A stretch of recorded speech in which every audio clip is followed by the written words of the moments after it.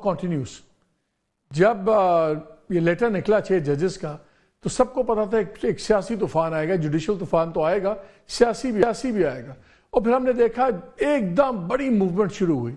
कल एक full court meeting चली सुप्रीम कोर्ट की सुबह 2 घंटे, लेकिन उसका हमें कुछ नतीजा अभी तक सामने नहीं आया। आज भी 1.5 घंटे के करीब सुप्रीम कोर्ट का फुल कोर्ट एक बैठा है, फिर उनकी मीटिंग हुई है, उस पर अभी तक कोई बयानिया नहीं आया। फिर दोपहर को आज बड़ी इंपॉर्टेंट डेवलपमेंट हुई जब वजीर आजम जाके चीफ जस्टिस को मिले। उनके हमरा अटॉर्नी जनरल भी थे, लॉ मिनिस्टर भी थे तारड़ साहब, और दूसरे चीफ जस्टिस साहब के साथ प्यूनी जज जस्टिस मंसूर भी थे। और वो कोई मीटिंग वो भी कोई 1.5 घंटे के करीब चली। उसके बाद प्रेसर में लॉ मिनिस्टर ने अनाउंस किया कि फैसला हो गया है कि एक कमीशन ऑफ इंक्वायरी बनाया जाएगा, और ये इंडिया दिया गया है कि 1 मेंबर कमीशन होगा और वो रिटायर्ड जज होंगे सुप्रीम कोर्ट के सब कुछ। और फिर जब वो सारा मैं प्रेस कॉन्फ्रेंस सुन रहा था तो मुझे बड़ा एक होता ना कॉन्फिडेंस इंस्पायरिंग, मुझे कोई इतना कॉन्फिडेंस इंस्पायरिंग वो डेवलपमेंट नहीं लगी। अगरचे कमीशन बन गया, फिर हमें बताया गया कि कल कैबिनेट की मीटिंग है, उसमें इसकी मंजूरी लेकर नाम भी सामने आ जाएंगे। अभी थोड़ी देर पहले इतला आई है कि जी कैबिनेट की मीटिंग पोस्टपोन हो गई है, वज़ीर आज़म मसरूफ़ हैं। इतने बड़े इशू से ज़्यादा आई डोंट नो क्या मसरूफियत होगी, बहरहाल होगी। लेकिन मैं मिनिस्टर साहब की बात कर रहा था, आज़म तारड़ साहब की। पहले आप सुन लें कि उन्होंने आज की क्या बातें की।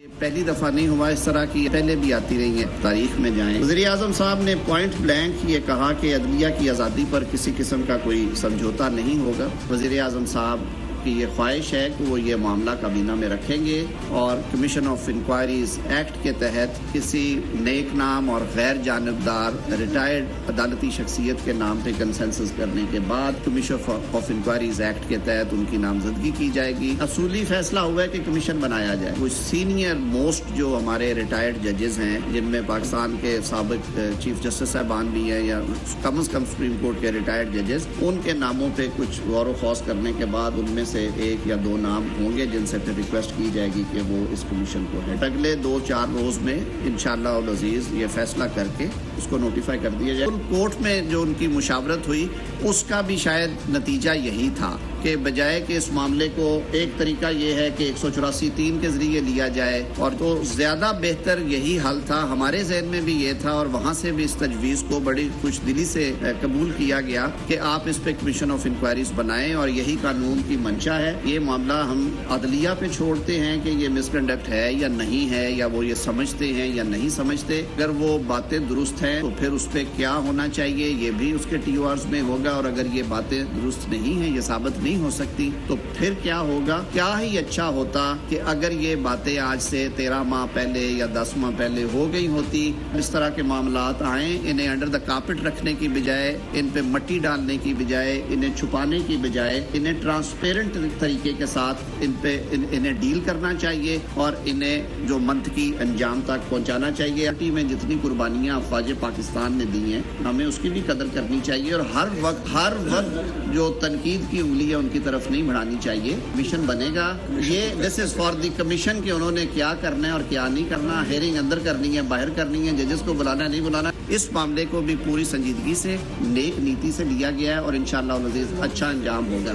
हमने तो अभी तक जो कमीशन बनाए हैं, मैं इस दौरे हुकूमत की और पिछले दौर की बात कर रहा हूँ, वो चीजें सारी हम हमेशा सामने लेके आते हैं।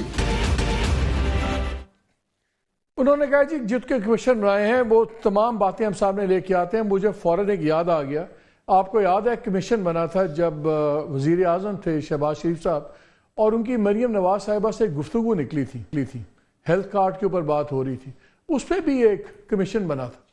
और उस वक्त के इंटीरियर मिनिस्टर उसको हेड कर रहे थे राना सनाउल्लाह साहब। उसकी रिपोर्ट तो आज तक नहीं आई, प्राइम मिनिस्टर की वो चीज़ें भी नहीं आई सामने। और मैं वन ऑफ द मेंबर्स से बात कर रहा था, उनका जब एक सेकंड मीटिंग हुई उस कमीशन की, तो वहाँ पे IB साहब से पूछा गया, DG IB से, कि क्या हुआ, कहाँ पहुँची। तो उन्होंने कहा हाँ जी हमने पता कर लिया काफ़ी हद तक, और उसमें रॉ इन्वॉल्व है। तो सुना है कि उस मीटिंग में कहका भी लगा, और फिर बात आगे से आगे, फिर रॉ, आपको पता है जब कोई ना मिले तो इस्लाम के खिलाफ सहूनियत की साजिश होती है, तो रॉ भी निकल गया। लेकिन ये मामला इतना अहम क्यों है? ये मामला इसलिए इतना अहम है कि इसमें 6 हाई कोर्ट के जजेस खत लिखते हैं, एक चीज़ सामने लाते हैं जिसमें वो गवाह भी हैं और विक्टिम्स भी हैं। और मेरा ख्याल था कि इसकी सीरियसनेस सामने लाएंगे लॉ मिनिस्टर साहब, बल्कि जब उनसे पूछा गया कि आपकी अपनी ज़ाती राय क्या है कि ये टाइमिंग और ये, तो उन्होंने कहा हाँ, अपना स्केप्टिसिज्म उन्होंने दिखाया और फिर ये भी हिंट कराया कि उस वक्त उमर ता बंदयाल थे, शायद उनको करना चाहिए था। तो मेरा ख्याल था कि शायद वो उमर फारूक साहब की बात करेंगे जो chief justice Islamabad high court थे, जिनके सामने बातें बारहा लाई गई और उन्होंने इस पर कुछ नहीं किया। बहरहाल अब देखना ये है कि TORs क्या बनते हैं, TOR इनके टर्म्स ऑफ रेफरेंस क्या इस कमीशन की गाइडलाइंस होती हैं, और उसके बाद कौन से जज जिसको वो कह रहे हैं वो इसको हेड करेंगे। कोशिश करेंगे कि आइडिया लें कौन से जज हो सकते हैं। लेकिन एक बड़ी इंपॉर्टेंट चीज़ है, जो ये चीज़ जजेस ने ख़त लिखा उसमें बड़ा कैटेगोरिकली एक चीज़ शायद सामने नहीं आ रही कि उनका जो टारगेट है, उनका जो मुल्जिम है, अगर मैं कहूँ तो वो एग्जेक्टिव है, इंटेलिजेंस एजेंसीज नहीं है। और वो क्यों है? उनके पैरा 6 में वो लिखते हैं, We believe it is imperative to inquire into and determine whether there exists a continuing policy on part of the executive branch of the state implemented by intelligence operatives who report to the executive branch to intimidate judges under threat of coercion or blackmail to engineer judicial outcomes in politically consequential matters। यानी कि असल उनका जो है वो executive है, उनके अहकाम पे इंटेलिजेंस करती है और इंटेलिजेंस वालों को आप बताएं कि पॉलिसी चेंज एग्जेक्टिव की हुई है नहीं है। So technically government is the accused. वही वजीर आजम साहब जाते हैं and for some strange reasons फौरन जो फैज ईसा साहब हैं वो सारा मलबा अपने ऊपर से उतार के डाल देते हैं टू द एग्जेक्टिव। हाँ जी आप कमीशन बनाए, जबकि इस खत के अंदर जो 6 मेंबर खत है, इसके जब आखिरी पैरा में जाएं तो इन लोगों ने मांगा क्या है। इन जजेस ने कहा था कि जुडिशियल कन्वेंशन करें, यानी कि बाकी हाई कोर्ट के जजेस उनको भी बुलाएं, वहां पे हम एक्सपीरियंस शेयर करें ताकि पता लगे कि कहीं और भी क्या हो रहा है क्या नहीं हो रहा, और उसके बाद ये पॉलिसी करें। मेरी बात हो रही थी बड़े रेलेवेंट इनमें से किसी से, तो मैंने उनसे पूछा ये बार बार बात होती है कि आप लोगों ने तब ये बात ओपनली क्यों नहीं की। और जस्टिस सिद्दीकी का, इरफान सिद्दीकी साहब ने भी कहा, शौकत सिद्दीकी का, कि जब उसका मसला था खड़े नहीं हुए थे। तो ये बात भी बड़ी इंटरेस्टिंग पॉइंट आउट की गई।